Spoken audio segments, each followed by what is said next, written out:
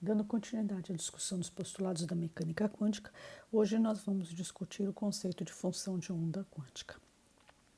Só lembrando o que a gente viu no vídeo anterior, na tabela aqui apresentada, nós colocamos o processo na primeira coluna, como ele é abordado no paradigma da física clássica e como ele é abordado no paradigma da física quântica, da mecânica quântica. Então, o primeiro dos processos, a descrição do estado físico. Então, na mecânica clássica, a posição o estado físico de um sistema, ele é descrito pelo vetor posição, que ele é um vetor em R3 e ele determina a posição exata da partícula no instante posterior. E ele, a princípio, né, se a gente conseguir conhecer as condições de contorno e condições iniciais do problema, é possível sempre ter a informação exata da trajetória da partícula.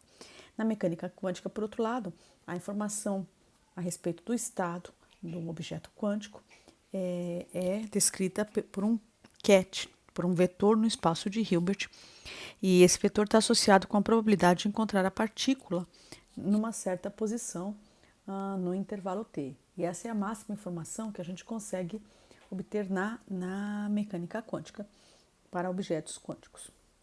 As quantidades físicas observáveis na mecânica clássica são funções que podem ser escalares ou vetoriais em R3 do vetor posição, da informação que a gente completa da partícula. Então, todos os observáveis eles são descritos por uma função explícita dessas variáveis, da posição da partícula e de suas derivadas.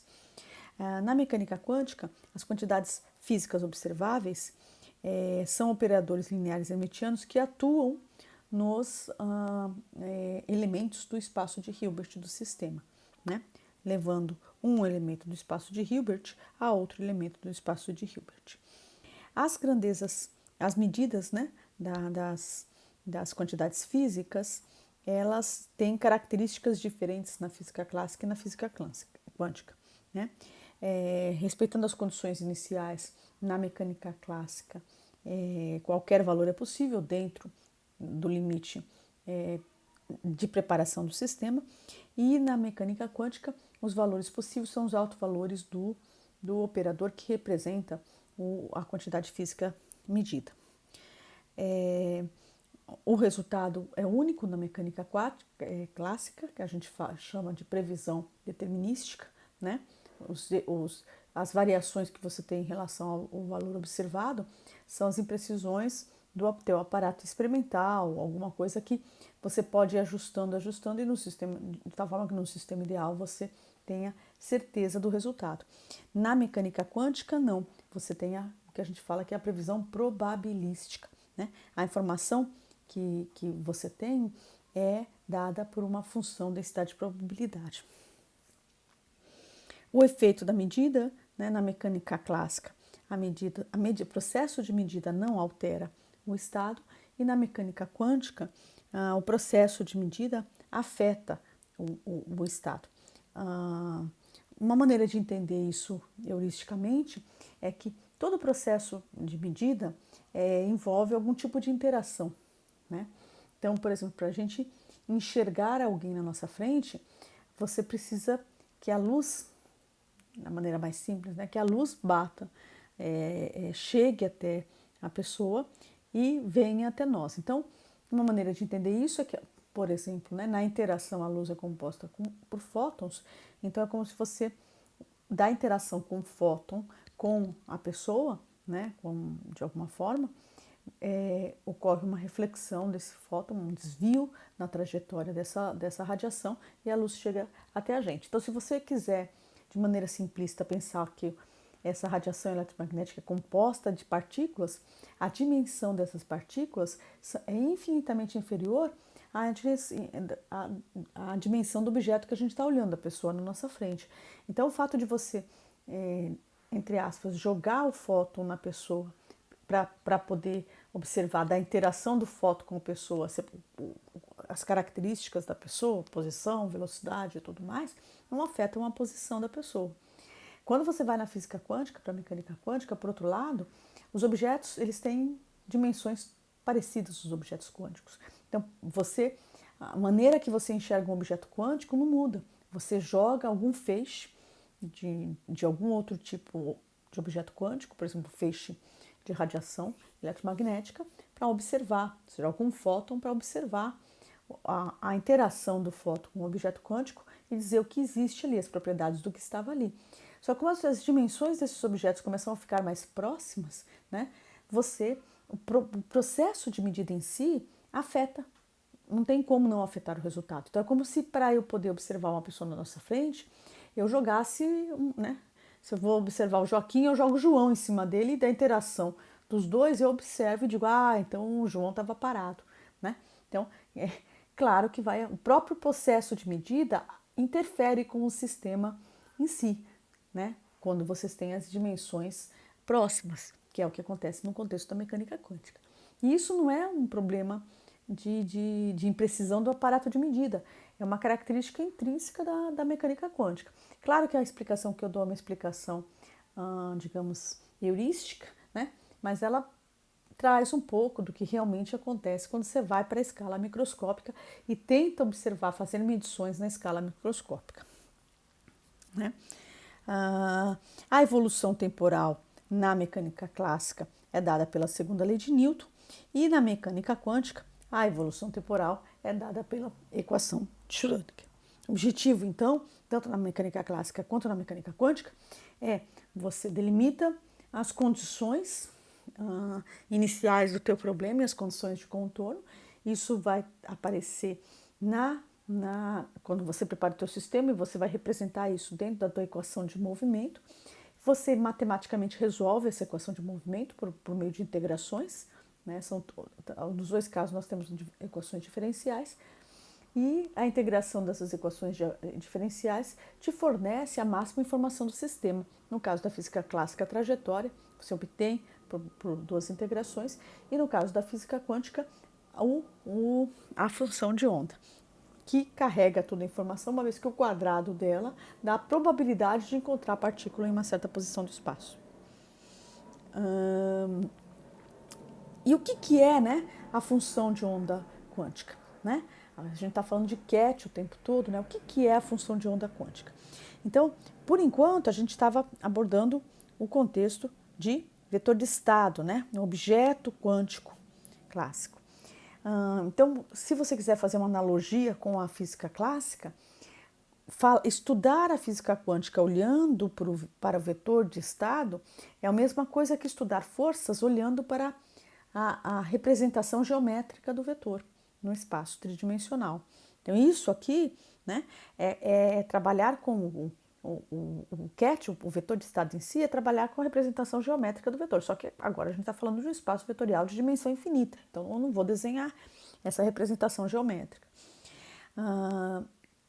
O que eu vou fazer? Eu vou simplificar a vida da mesma maneira que eu simplifico a vida quando eu quero trabalhar com vetores em 3 dimensões. Em vez de ficar somando vetores, tendo que se preocupar com ângulos entre vetores, principalmente no espaço tridimensional, o que a gente faz? A gente olha as 3 projeções na base tridimensional, no IJK, e trabalha com escalares. Os escalares são os produtos escalares, né? Esses escalares, esses números, você vai ter uma projeção na direção X, uma projeção na direção Y e uma projeção na direção Z. Essas 3 projeções, que são 3 números, são obtidas pelo produto escalar da direção que você olha com o teu vetor. E é isso que a gente faz aqui. Então, a gente trabalha com o que a gente chama que é a base coordenada, e aí a gente projeta o vetor nas infinitas direções que esse X pode varrer. Então, você projeta cada um desses pedaços, né, são escalares que representam a projeção do vetor psi na direção x que você escolheu. E é isso que a gente tem aqui. A gente está projetando o vetor psi na direção x, tá? Se vocês olharem, é isso que a gente está fazendo, tá? Estou escrevendo aí. É a projeção do vetor psi, na direção x. na base coordenada, né, x.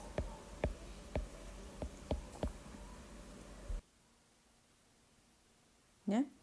E a mesma forma, agora o que eu vou ter, né, é a função de onda, que é o psi de x, né, que aqui ela é representada por esse elemento aqui. E eu vou ter que, se eu quiser trabalhar com a função de onda, que é o psi de x, o que eu vou fazer? Eu vou ter que olhar a equação de movimento da função de onda. Então, para olhar a equação de movimento da função de onda, eu pego o minha equação de Schrödinger, que dá a evolução temporal do vetor de estado, e projeto ela na direção da base coordenada, que é essa projeção. Faço o produto escalar dos dois lados da equação pelo BRA, representando a direção específica x. Quando eu faço isso, né, I, H cortado e DDT é tudo escalar, então eles comutam com esse vetor, né, e eu obtenho esse elemento aqui, que é justamente o produto escalar do vetor de onda com a direção x, e me dá a função de onda. Quando eu vou para o lado direito e vou atuar esse x, né, a base coordenada, o elemento da base coordenada, no meu operador, o que eu vou ter é a representação, esse elemento aqui é a representação na base coordenada do operador hamiltoniana do sistema, né? Aqui é a hamiltoniana do sistema, tá? Depois a gente vai mais para frente mostrar qual é a cara desse operador. Ele vai envolver equações diferenciais, tá ok?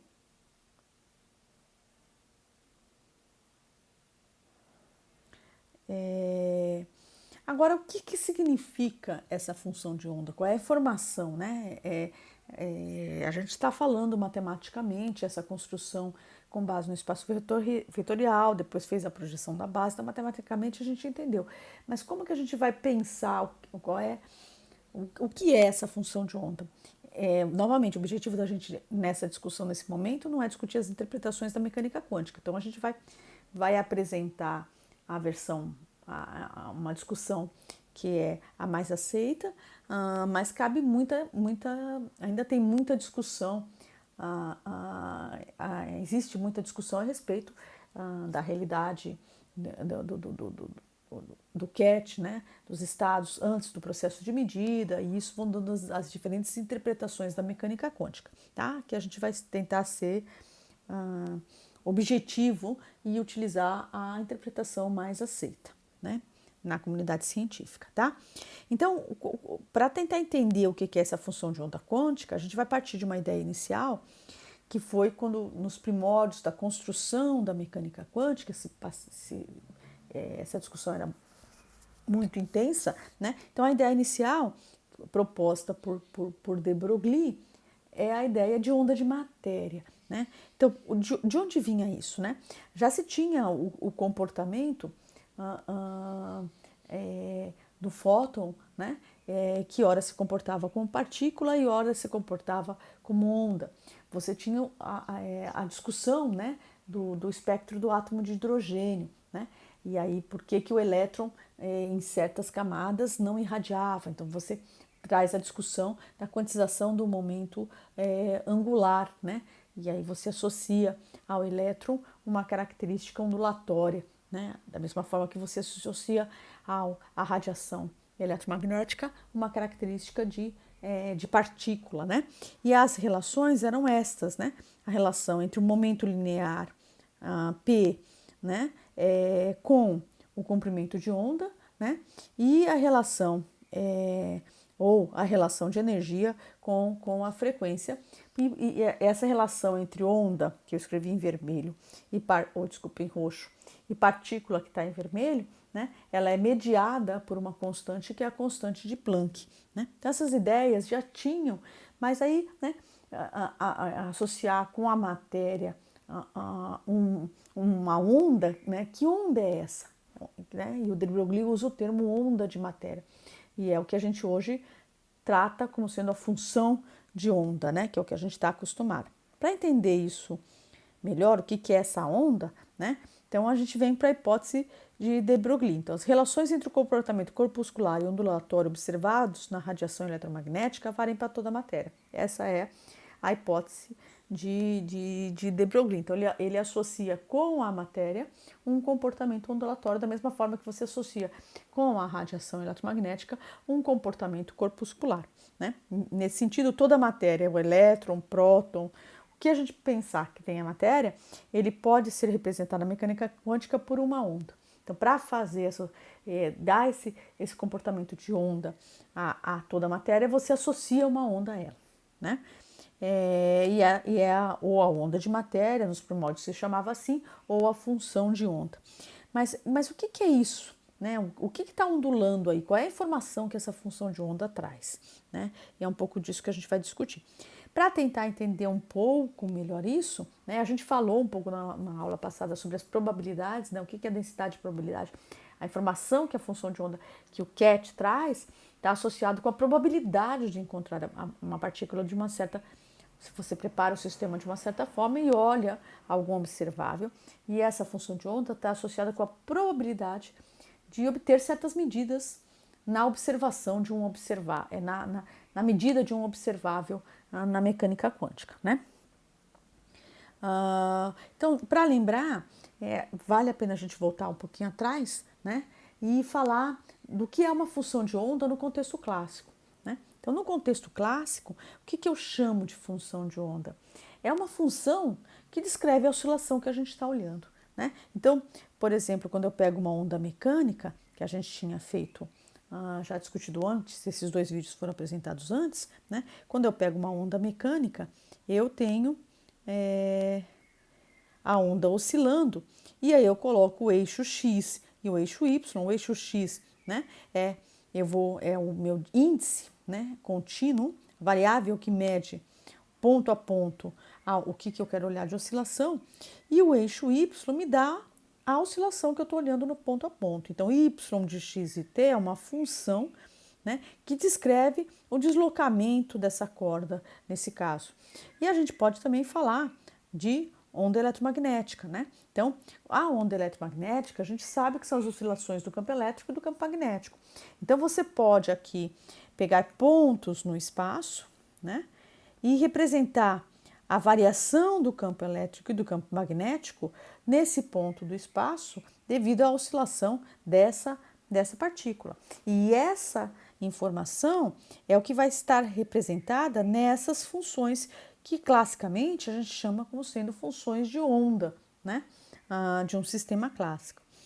E a gente pode fazer cálculo com isso, né? Então, por exemplo, você tem a equação no contexto da física clássica que descreve a função de onda clássica, né?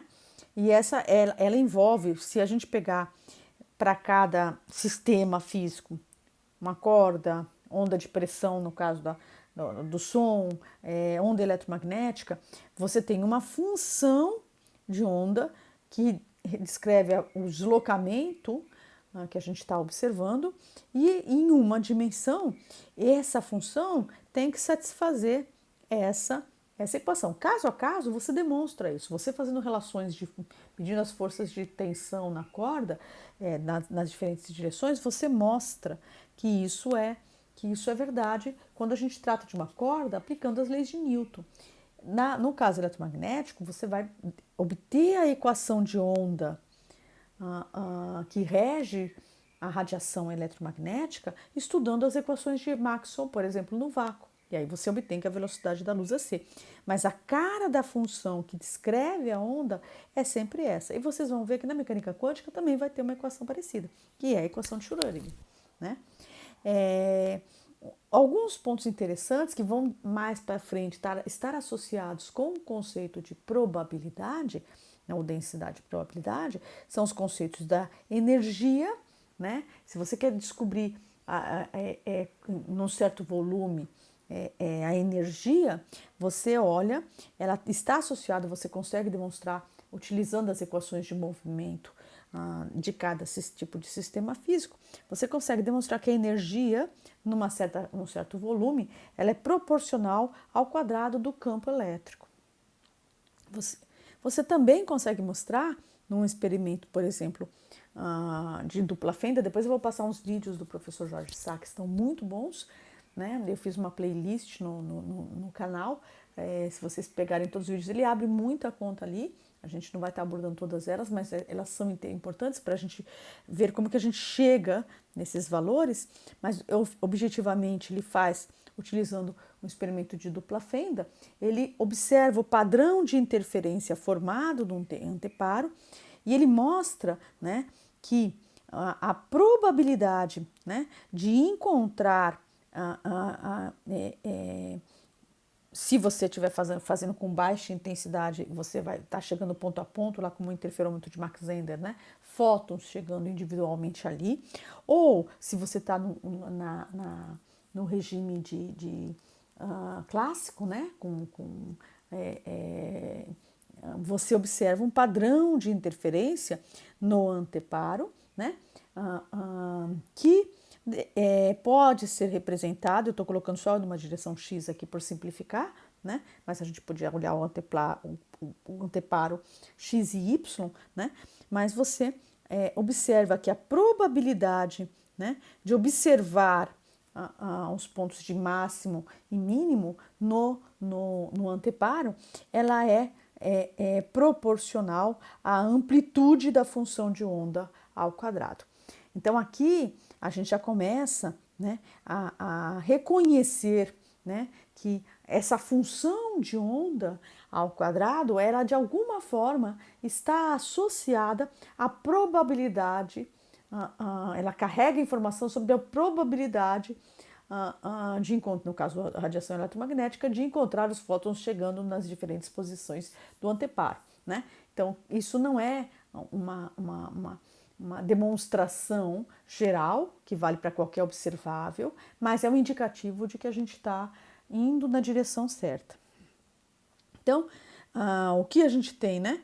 A gente tem a densidade, probabilidade clássica. Se você olhar o experimento de dupla fenda de Young, você vai ter, a partir daí, né? A gente consegue entender o que é a densidade probabilidade quântica, né? Então, aquela densidade probabilidade quântica, que é o módulo ao quadrado da função de onda, ela está associada, né, com a probabilidade de encontrar um objeto quântico numa certa região do espaço delimitada por x menos dx e x mais dx, né?